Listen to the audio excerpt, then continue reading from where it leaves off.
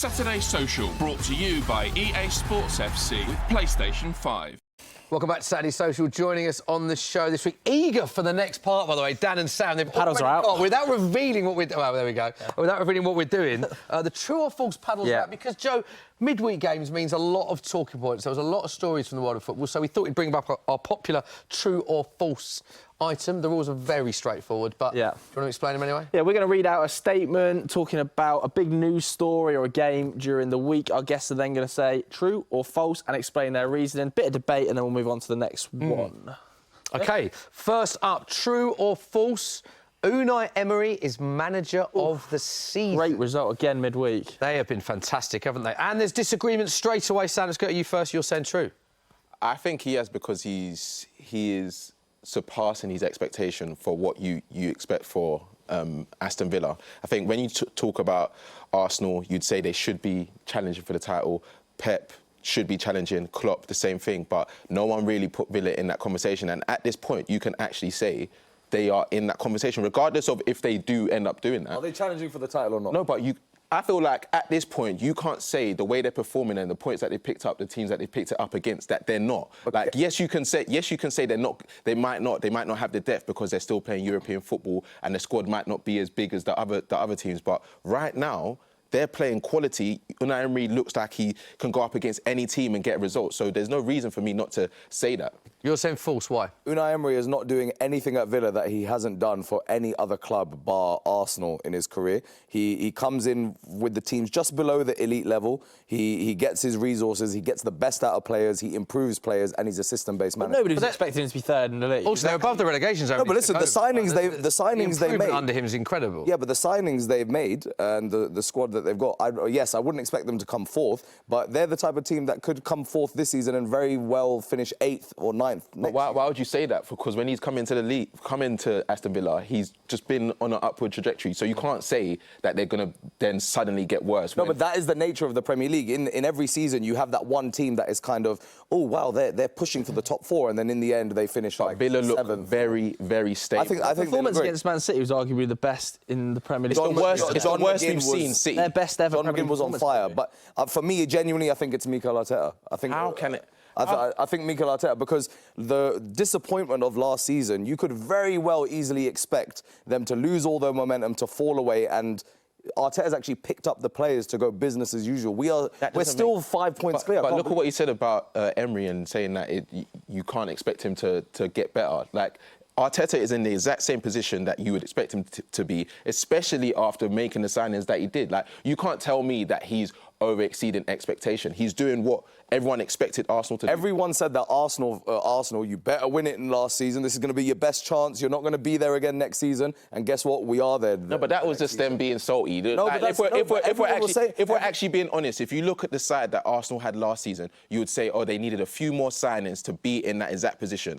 Declan Rice, arguably the best signing this year. Spent big money. Spent a lot of money. Some of their players that, like Tomiyasu, he's come back into the side. Did you rate Tomiyasu when we signed him? But that's the thing. Arteta has made Tomiyasu one of the best players. You're talking about an Aston Villa side that no one really put into this conversation. No one expected Villa to be this team that is just going to be challenging the best sides. No one has seen City play that bad. No one. Yeah. And that was Villa pumped them. Villa put them under pressure for Villa sure. and the team that he's been able. But when Unai joined, and I was like, right, his track record at Sevilla, his track record at Villarreal, his track record for getting the best out of the teams that are just under that title challenging level, I expected this from him. I think did Villa. You? Yeah, I did. It's not true. It's just not. When they were threatening relegation, you think they'd be top four? They're in the top four now. I'm not saying I was nailing them on to finish in the Champions League positions, but definitely I was not expecting Villa to be in mid-table obscurity. Okay. All right. I think we're not going to agree on this one, so let's move on to the next one. This is true or false. Good one for you here, Dan. Kai Havertz has proved his doubters wrong. Obviously, another goal. 60 million down the drain. Kai Havertz scores again. I love it. Do you actually think that he proved the doubters wrong? Sorry? You think he's proved the doubters wrong? Yeah, I think if he continues, I think maybe in the next 3 or 4 games, we'll really find out. But he is putting together a run where he's not only scoring important goals for us, but his off-the-ball work that we always recognise as Arsenal fans is starting to be recognised by everyone else. Disagree, sir? I think he's scoring goals, but I don't think he's proved... Because the doubters were saying that he is not going to have the same impact that a Granit Xhaka, let's say, had in the side. And yes, he's scoring some important goals, but I think it's too soon to say that. He can eventually prove them wrong. But from scoring those 2 goals, I don't think that he's now suddenly proved everyone wrong, because I still don't think he's like a guarantee in the squad that's going to enable them to, you know, kick on and be like... Not as transformative as Declan Rice, but if you're signing a player for upwards of 60 million, you'd expect him to have that impact. And I don't think he's had that. I take your point on that I don't expect him to be the Declan Rice. Kai Havertz has to start. I expect Kai Havertz to be an integral part of our squad, but... Is he yet? Yes, I think he is, because I think that if Arteta decides to start him for his physical attributes or decides to bring him on late on, he always comes on to either shore up the result or to help us get the result early on. And I think that's an important factor. And I think he's exceeding what Chelsea fans particularly thought he would do, because I don't think you guys rated him. He's not. We've seen this Havertz, and I liked Havertz in certain spells, but it just wasn't consistent enough for me as a Chelsea fan. But he is still a good player, but he wasn't doing it consistently enough. And I don't think... Maybe he can kick on at Arsenal because it's a lot more stable, but time will tell. OK, well, it brings us nicely on to the next one, because you mentioned Declan Rice there, and Declan Rice is the subject of our next one. What a player, by the way, Declan Rice. True or false, Declan Rice is the best midfielder in the league right now. So we can all agree we rate him, but if we're talking number one... Midfielder in the league. You know what? I'll go true, man. Why not? You're going to go true? Yeah, I think... You thought about that? Who else were you thinking of? Obviously, like, Rodri... Yeah, that was my instant reaction. Yeah, that's why I had to hesitate. He's as important for his side. But if we talk... Like, Declan Rice has just been incredible for Arsenal, and he's been that transformative signing that we'd expect him to be. But also, it's just... There were so many conversations before he signed about the fee and what he's going to do for this Arsenal side, and it's like he just didn't hear any of it. He just came in, was exactly the same. And one thing I can say is that a lot of people were questioning whether he can be this guy for Arsenal fans. I spoke to a lot of Arsenal fans. And they were saying 100 mil, that's too much, this, that. I was thinking, do you know who Declan Rice is? Like, do you actually know how good he is? And now he's proven it, and now they're all saying he's the best. When I was saying that, have you changed your tune? Yeah, so, well, I wasn't the one saying that, we're overpaying, we could get something better. I knew that there was a £100 million player in there. I knew that he was going to be a nailed-on starter, but I didn't know that he could have such an impact on our team. Yeah. Not only is he winning us, I think that's 3, like, last-minute crucial winners. He scored important goals, didn't he? But then, more than that, what he's actually bought in to do, he shores up the midfield. Just when I think he's going to lose possession, he doesn't lose it. And just if we... Always fit as well, isn't he? Yeah, if we go the distance... because of him. Also, you shout out Rodri, by the way, which I think is a good shout, because the stats, I don't know if you've seen the stats about Rodri, but the games that Man City have lost to Arsenal, Wolves, Villa and Newcastle in the Cup are all games that Rodri hasn't played in. Yeah. So it's almost like you notice how big a player Rodri is when he's not playing. Yeah, he's incredible. And I think he's almost taken that responsibility now, you know, like, I'm the main guy in this team. I need to be fit and available every time. And he's proven that. I also think, to a certain extent, it might not be the same, but Bernardo Silva is similarly on that level, because if both of them aren't playing, then City are in. Yeah, I have to say, if we're talking about midfielders in general, I think it's worth mentioning, you know, very much so Bernardo Silva kind of playing that midfield role this year. I think Dominic Szoboszlai has been really impressive. Shout out Maddison as well before. Many people saying he was the player in the league at the time. If he wasn't Douglas injured, Luiz as well. Said he was. Maddison's been unbelievable, so unfortunate injury. But yeah, good debate that one. Yeah, let's move on to the next one. It's me versus you, Sam. Ooh. True or false? How long we got on this? Chelsea will finish above Manchester United. No. Oh my God. Be honest. Swap your card, bro. You know what? Yeah. Against United, Chelsea weren't good enough. Against Newcastle, they weren't good enough in terms of performance. But the games before that, I would be lying if I said I didn't see some form of consistency and a standard to the football that Chelsea were playing. When I look at United, I've not seen anything that makes me think that they're going to be able to remain consistent all season. Manager of the month? Yeah, that's fine. Harry Maguire, that's fine. Do you think the identity's stronger at Chelsea? Yeah, I believe that, but I think United have more experience and experienced players. I think that's the only thing that they're edging. But if we're looking at performance-wise, there's nothing that makes me think that it's just going to be a landslide that United are 100% going to finish. Danny's almost jumping out of his seat here, and he's not. I don't know why. Have you watched United? Why are you not swapping the card, bro? Have you watched United play this Yeah, they're the informed team. Look how many points they've collected. They've got Harry Maguire from the shadows coming back in and winning Player of the Month. Quality. And there is no way that you can tell me from statistically the way they performed in their games, the way their season's going, the position they are in the league, that they are less consistent and less volatile than Chelsea. With Chelsea, they'll turn up and put in a big blockbuster performance in a big game, and then they'll fall away in another game. And the way United cut through you guys, it could have been way more than 2-1. I think it's a lazy narrative to say that we've, like, in terms of performance, that Chelsea haven't been consistent. Yes, results-wise, we haven't been, but when you look at the performance from week-to-week basis, I think only the last few games, I think we've not seen that consistency and the aggression and the pressing. Brentford at home, Forest at home. This is a results-based business, by the way. Yeah, you can perform how you want, but if the results don't come, mate. 100%. And I think when you look at United, I think that they're getting results, but they're not playing well. And what United do though is they beat the teams below them, but they struggle against the teams above them. But all I'm saying is I just don't think it's 100% guaranteed that United can finish above Chelsea. I think it will 8 be points close. I think it will be close. Like a lot of Chelsea's underlying numbers, like XG and stuff, are very, very good. But the inconsistency. Yeah, I think that's the main thing. But some of the games that we have, please don't make me jinx this. Some of the games we have coming up are decent games that. You will win this game. I can't wait. Will you win? Everton away is a difficult game. I don't know. Everton away is a difficult game. But by the way, I want to shout out Harry Maguire winning player of the month. Absolutely brilliant. I was really happy for him. Obviously, he takes a lot of unfair criticism, in my opinion. So I think that's brilliant that he won that. Credit to him. Next up, true or false?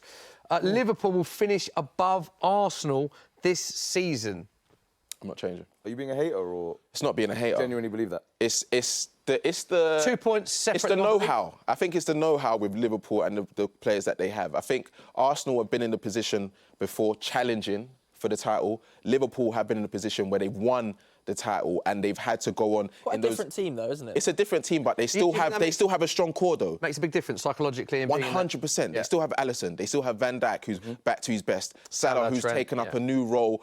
Trent, who's taken up a new role that's seen him play so much better as well. I think when you look at those players, I just look at them and say in the last few games, they know what it takes to get through those games. The same way Arsenal are picking up points in games where you're saying they haven't played that well. It's the same way Liverpool are doing it this season. It's just maybe one game. I think it's a different way of doing it, though. We're in a different cycle. So when Liverpool won their title, they'd come off a massive disappointment and then they used that disappointment to shore themselves up, be a bit more consistent and win the Premier League title. We've just come off of our big disappointing season after leading the Premier League race for a record number of days.